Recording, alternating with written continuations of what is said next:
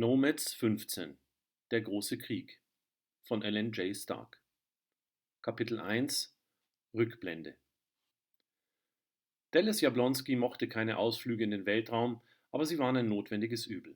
Jablonski sah sein Aufgabengebiet in Arizona, wo es die Menschen zu verteidigen galt, mit denen er eine gemeinsame Sprache teilte und die das Land ebenso liebten, wie er das tat.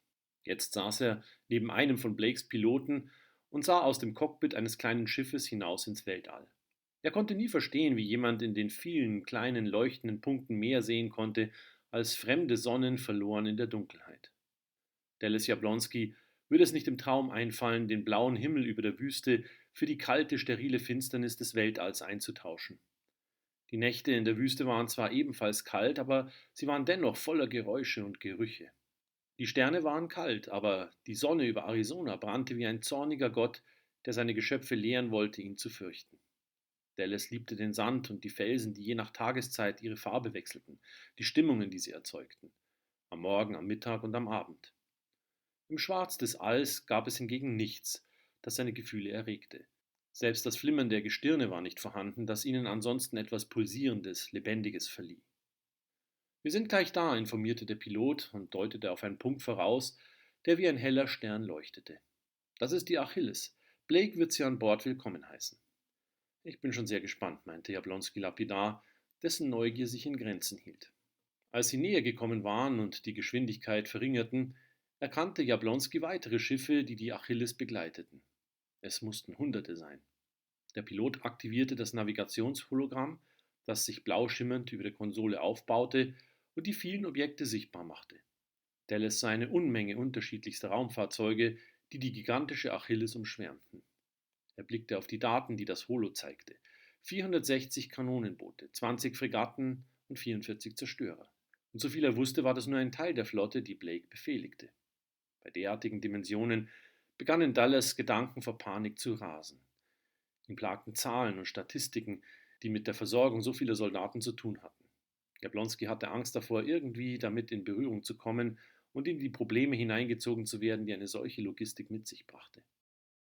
Das Schiff steuerte einen der kleineren Hangars der Achilles an, wo man ihn bereits erwartete, um ihn zu Blake zu bringen. In Blakes Quartier, wenn man den großen Raum denn so nennen wollte, angekommen, empfing ihn der einstige Admiral mit freundlicher Miene und einem festen Händedruck.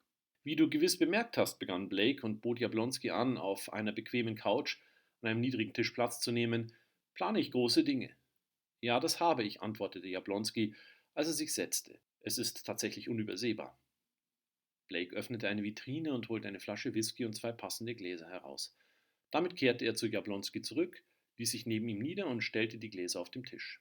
Er zeigte sich freudig und schien vor Mitteilungsdrang geradezu zu platzen, während er die Flasche öffnete und die Gläser füllte. Ich will dich daran teilhaben lassen, fuhr Blake fort. Ob Blake bemerkte, dass dies für Jablonski ein Problem darstellte? Jedenfalls registrierte Jablonski den leicht irritierten Ausdruck in Blakes Gesicht, als er nicht so reagierte, wie dieser das offensichtlich erwartet hatte. Wie stellst du dir das vor, wollte Jablonski wissen. Ich habe keine Raumschiffe. Und ich habe keine Bodentruppen, antwortete Blake. Jedenfalls keine, die auf der Erde stationiert sind. Ich bin nur ein regionaler Warlord. Aber ein bedeutender. Und du solltest dein Licht nicht unter den Scheffel stellen. Du bist beständig. Andere haben eine weitaus kürzere Lebensdauer. Du könntest noch sehr viel mehr erreichen. Ich habe keine Ambitionen, die über mein Territorium hinausreichen. Aber das solltest du. Es geht um größere Dinge. Mir reicht, was ich habe. Blake war anzusehen, dass er nicht mit Widerstand gerechnet hatte. Anscheinend meinte er, offene Türen einzurennen, anstatt Überzeugungsarbeit leisten zu müssen. Ich konzentriere mich auf die Flats, fuhr Jablonski unbeirrt fort. Sie fordern meine ganze Aufmerksamkeit. Sie werden dich lange beschäftigen, drängte Blake weiter, länger als nötig. Ich unterstütze dich weiterhin, aber es gibt noch sehr viel mehr zu tun, als lediglich die Flats zu bekämpfen. Mir genügt das, sie sind eine unmittelbare Bedrohung für mich und meine Familie, meine Leute, mein Land. Alles, was darüber hinausgeht, ist mir zu abstrakt. Ich bewundere dich und dein Können, lobte Blake. Du leistest großartige Arbeit. Das war die Art von Wortwahl, die Dallas immer als problematisch betrachtete. Sie bildete in der Regel die gefällige Ouvertüre zu einer enttäuschenden Symphonie an Forderungen, Bedenken und Drohungen. Es ist notwendig, über sich hinauszuwachsen, erklärte Blake weiter. Wie ich schon sagte, entgegnete Dallas, der nicht der geeignete Partner für Diskussionen war, ich will die Dinge überschaubar halten. Ich werde dich nicht weiter unterstützen können, wenn das so ist. Mein Blick richtet sich auf die Akato. Ich brauche Verbündete, die mir folgen werden, wenn die Pferdeköpfe fort sind. Du hast gewiss auch die anderen gefragt, die mit dir zusammenarbeiten, wollte Dallas wissen. Natürlich, antwortete Blake. Und? Sie haben zugesagt.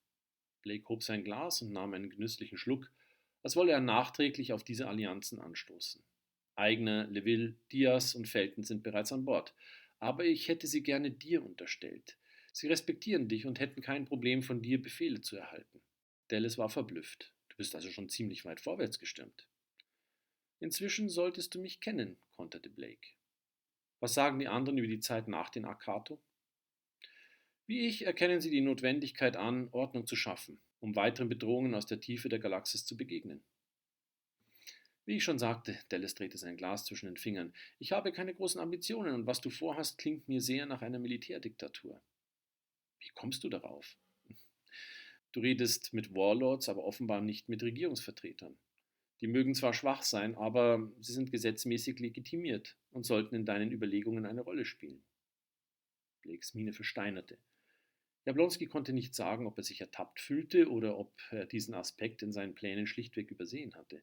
Letzteres hielt Dallas jedoch für eher unwahrscheinlich.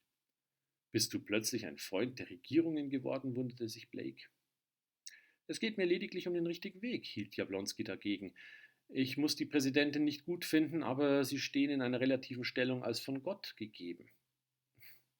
Wenn ich einen Theologen brauche, werde ich mich an einen wenden. Ich bin gerade ziemlich verunsichert. Kann ich mich so sehr in dir getäuscht haben?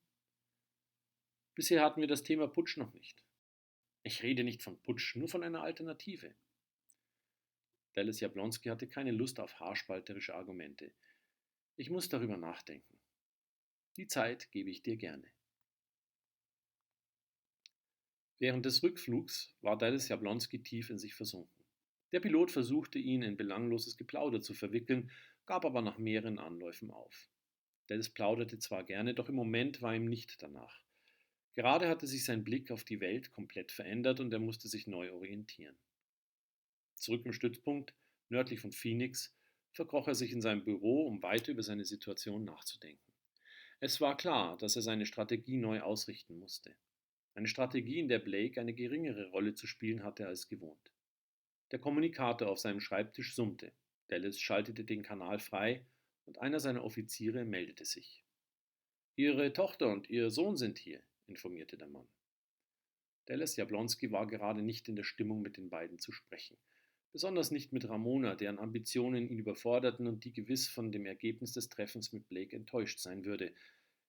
Aber warum warten und das unangenehme Gespräch hinauszögern? Schicken Sie sie rein, antwortete Jablonski und lehnte sich in seinem Sessel zurück. Ramona und Pavel betraten das Büro und bemerkten sofort die schlechte Stimmung, in der sich ihr Vater befand. Was ist passiert? Wollte Ramona wissen. Ich weiß nicht, wo ich beginnen soll, antwortete ihr Vater und deutete auf die zwei Sessel, in die sich seine Kinder daraufhin setzten. Kurz gesagt, kämpfen wir ab heute alleine. Pavel starrte seinen Vater fassungslos an. Warum? Weil Blakes Vorstellungen sich von unseren völlig unterscheiden. Inwiefern? Fragte Ramona. Er hat die Absicht, ein Alleinherrscher zu werden und die Regierung zu ignorieren. Pavel lachte. Finde ich gar nicht so übel. Ramona schwieg. Ich hoffe, das ist nicht dein Ernst, schnauzte Dallas seinen Sohn an. Warum nicht? Gab Pavel zurück. Tut die Präsidentin irgendetwas Nützliches? Ich kämpfe hier gegen Verbrecher wie die Flets und andere Irre, aber nicht gegen die Regierung. Ich habe auch nicht vor, eine gewählte Repräsentantin unseres Landes gegen einen Soldaten auszutauschen. Hast du sie gewählt? Nein, aber es geht um das Prinzip. Das schütze ich. Hast du Blake vielleicht missverstanden? Erkundigte sich Ramona. Nein, er hat sich klar ausgedrückt und ich habe ihm auch gesagt, was ich davon halte. Und was bedeutet das nun? Das hängt von unseren Freunden ab. Aber vorsichtshalber sollten wir uns darauf einstellen, unsere Munition, Ersatzteile und so weiter selber herzustellen. Porter soll sich darum kümmern. Also hat Blake schon mit unseren Verbündeten gesprochen? Ja, wir werden bald erfahren, wie sie sich entschieden haben. Dallas Jablonski sah seine Kinder an und fragte sich, was gerade in ihnen vorging. Sie standen zwar unter seinem Kommando, konnten aber jederzeit eigene Wege gehen. Er zweifelte nicht daran, dass sich ihre Pfade bald trennen würden.